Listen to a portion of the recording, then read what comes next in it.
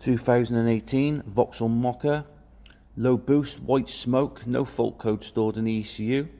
Carried out testing. Suspected turbo fault. One eternity later. Removed turbo and found.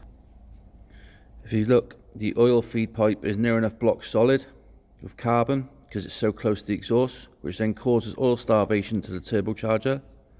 You can see the massive crack on the wastegate there, hence the low boost, and also there is play in the spindle. So I'd recommend changing the oil feed and return pipes, carrying out an oil filter change, top up the antifreeze, and this vehicle will be fixed. Please consider subscribing, and thank you for watching.